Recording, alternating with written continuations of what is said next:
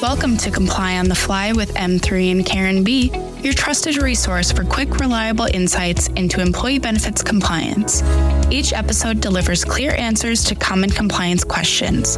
Whether you're tuning in for the first time or you're a seasoned listener, we're here every other week to make navigating compliance a little easier. Please note this podcast and the contents herein do not constitute legal advice. In all cases, employers should consult with their own legal counsel. Let's dive in. Hello, everyone. I'm Karen B.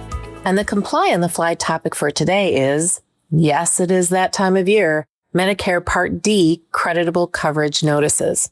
As a reminder, the Centers for Medicare and Medicaid Services, or CMS, requires employer group health plan sponsors to notify Medicare Part D eligible individuals whether their drug coverage is creditable, meaning it at a minimum has the equivalent actuarial value of Medicare Part D coverage. To determine this, one of two approaches must be used: the simplified determination method or the actuarial determination method. I will briefly describe both methods.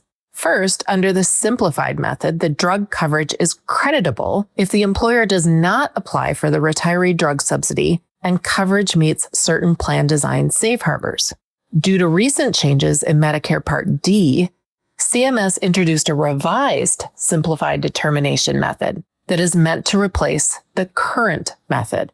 The revised method removes some of the previous plan design criteria while adding coverage requirements for biological products and increasing the average covered expenses from 60% to 72%. Please note that for the 2026 determinations, CMS will allow the use of either the revised or current simplified method. This is good news in that plans that used the current method in the past will most likely not see a change in status. However, when the revised method is required, it could have a bigger impact on creditable status.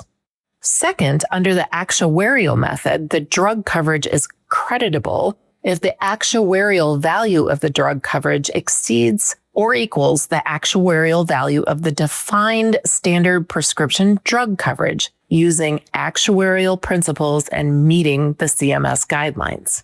Now, to get to the purpose of this episode, the notification requirement.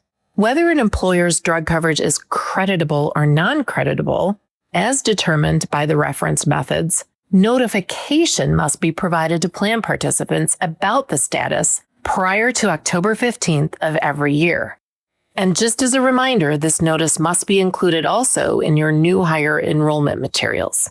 Although this information will only impact those eligible for Medicare, we recommend that employers provide the notice to all participants in the medical plan, as it is difficult to know how many of your participants may or may not be eligible for Medicare.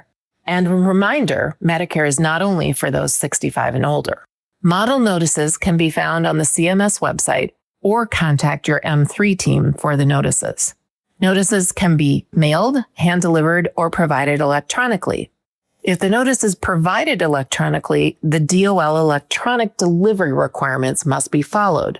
These requirements allow plan sponsors to provide the notice to employees that can access electronic documents as they use the employer's electronic information system on a routine or daily basis as part of their work duties.